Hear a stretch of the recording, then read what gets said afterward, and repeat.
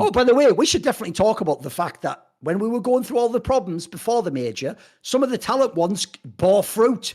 Like, what a terrible decision to hire Dinko, who I think's an all right caster, as a fucking interviewer and do exit interviews. It's not, by the way, that he's an idiot. I can tell he was even trying to actually overreact to like people criticizing him before. He just isn't a good interviewer. It's a fucking skill set, you wankers. I spent years and years getting good at interviews. You're just going to fucking put a mic in front of someone who talks and go, there you go, interview them. How the fuck would he? It's a different type of talking. You actually have to be able to like read the other person, know who they are, maybe even pre-interview them and talk about what the topics are, carefully guide your way into this stuff. Like, instead, he was doing a lot of, it's just because he's inexperienced, a lot of like quite wasn't very tactful, put it that way. He would fail sometimes. And remember, that could have been Heku, who not only knows the players, has done all the homework, she can fucking speak Russian and like Latvian, like by the way, that even applies here. There's Latvian fucking players in Counter-Strike. She can speak a whole bunch of different languages, and she just has the vibe where she can sort of like softly, she has the feminine touch where it's sort of like the nurturing angle. Oh, you just went out the tournament. I understand it's tough, but what do you think of this?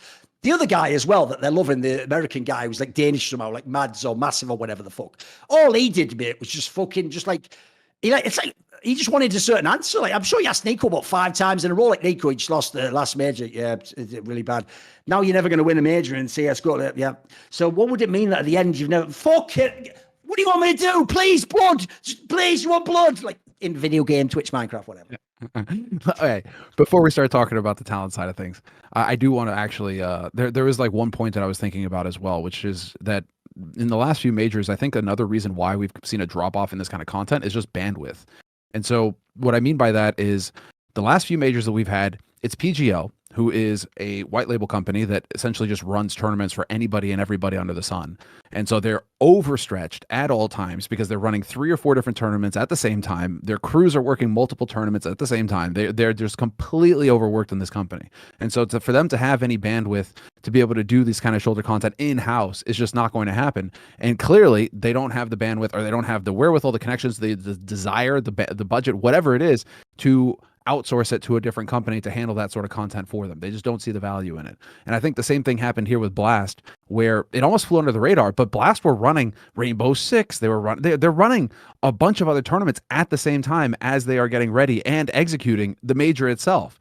And so again, this comes down to, well, Blast is not a huge company. They're based out of Copenhagen. It costs a lot of money to run, to pay people and to run stuff out of Copenhagen. You know, it's not a cheap place to operate. And so they are not a very big company. And so it makes me think that going into this, another reason why we weren't getting this kind of additional work that would, this cream on top of the cake, we just got the cake. And if even that, it was like a flat cake, but like, we weren't getting any of the frosting and the sprinkles and all that sort of stuff because I don't think that they had the bandwidth to do it. I don't think that they had they had the manpower to get out there and actually do it because they're working on 3 other projects at the same time that are also large projects and that are demanding.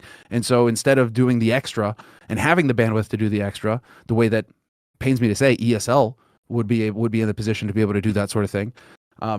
They didn't. They fell flat on that, and I think that's probably a big reason why we didn't see it. I mean, the obvious one is you're always going to come back and say, well, then if you're going to make a lot of money off of stickers, if you're going to get support from Valve, you could even market it to Valve and say like, hey, Valve, listen, this is the last major. You could try and make a point like that, like you say, where instead of trying to find a sponsor, you just go to Valve and try to justify it to Valve, because Valve are very much in that line where it's just like, listen, if you can justify it, we'd be interested in perhaps, helping you, subsidizing that, right? And so did they not even try to go to Valve and say like, hey, Valve, listen, we just need a little bit extra budget here to hire some film crews to go around and do this extra content, some editing guys, to go back and find old footage. Like, we think this is going to be a really good thing that'll add a lot to the broadcast. Are you guys interested in subsidizing this or providing additional financial support? Because everybody knows now that at a major, you're making money hand over fist. The sticker money alone for the players is worth hundreds of thousands of dollars. These guys are making amazing money off of that alone. And so, yes, there's cost involved, but like you say, they went to Paris. They're not in Paris randomly. They are absolutely in Paris because they are getting wildly subsidized by the Paris government, by the French government, the Paris government, whatever you want to say. They are 100% getting massive subsidies in order to be there to promote esports in Paris, because Lord knows they need any reason under the sun to try and get people to go to Paris, because nobody wants to go to Paris anymore. So they absolutely are saving money on that front. They're probably saving money on the talent side of things, because again, talk about a major, talk about a massive negotiating chip that you can have, where you can go to the talent and say, hey, listen, I know what your day rate is. Do you mind doing this? This is the major. We're a little tight on budget. This, you don't want to miss out on the major. It's a huge downward pressure that you can apply on the talent as well to save money there on their day rate, and say, hey, can you do us a solid and maybe give us a discount on this one? Because it is the major after all, and you don't want to miss the major, right? If you're negotiating, and I say that because that's exactly how TOs behave. When it comes to negotiating around majors, they try to pull out every trick under the book to lower your rate, to save money. And so when these, so it just makes me wonder, like, why there's ways for them to have had the budget to do this kind of additional work. So why was the additional work not done? That's still just the main question for me. Like, why didn't they go out and actually create the documentaries, create the shoulder content, make the edits? You could have just done, we could have just had fucking sick edits going back through 10 years worth of CS history. Do you think ESL are going to hold that footage back from Blast? Do you think Star Series or MLG or anybody going to hold that footage back if Blast asks or if Valve asks? Fuck no. They're going to say, okay, fine. Here's access to the footage. We even saw that in the one edit that they did, where it was like, my brother, whatever. We even saw footage there. So clearly they had access to footage. So how is it that they're not hiring some guys to go out and, some frag reel guys, you're reaching out to the YouTube frag channels or whatever and just say, like, hey guys, we know that you guys are good at editing. We know that you guys have a lot of, really hot clips from all throughout the years. Do you want, can we pay you to make us an edit for the major? Why didn't any of that happen? That's what I'm curious about going out of this one, because, like, again, it just feels like I watched a Blast Fall Finals. It doesn't feel like I watched a major from a production point of view. The answer to me is obvious. It's either, at best, they're noobs, which can't be true, because people like Nicholas Estrop have been on esports as like source. Or two, they don't care.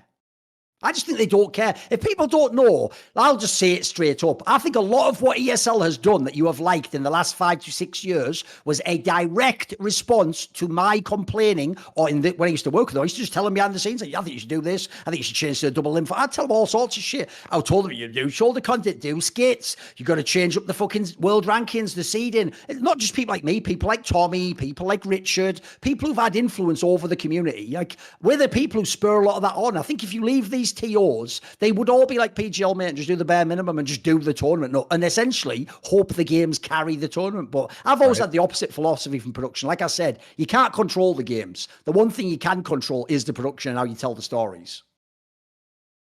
Well, you're literally paying guys. Like, these guys are, their whole job is to tell those stories, right? So is it them that are dropping the ball then? Knowing the producer, again, I do actually eventually just have to send a message and be like, yeah, who actually produced this show, instead of just assuming every time. But he is the guy who's responsible for most of Blast content on CSGO side of things since the beginning. So I'd be amazed if it wasn't him running this. So, knowing him, he does care. He does want to put on a good show. Yeah, but they never even had that shoulder content on Blast, Semmler. Like, that's it. They used to have the fun stuff. They had the surfing and the silly, like, 1v1s and that. But, like, for example, they never did, like, a documentary about, like, when Cadian and Astralis had the beef at the Fall Fight. They never did any of that shit. They never used to make actual narrative content. I don't get it myself. Like, I think it's insane, by the way. They never used to make that for the World Finals every year. Like, tell the fucking story of the teams that made it there, you moron. But they just didn't do it, as far as I can tell. I just don't think they vibe with it. I actually think, in general, it's a bigger point about esports. They're not doing this very often in league either. They might do like 1 or 2 pieces, and that's like a way bigger game. I think the real problem is this, and look, I am, guys, not just complaining. I am taking it into my own hands. I just have to do it myself, Semmler. It has to be me that does it, or it has to be Last Free Nation. And you know what? When the next major happens, so it'll be in CS2 in spring of next year, I'll just be doing it myself. I'll just do it with my company, all the shoulder content, and I'll just get all the hits from our sponsors and make money. And then they can just fuck off. No problem. See more cool, funny, interesting clips based on topics from my content? Well, subscribe to this channel then, or, be a pleb and don't.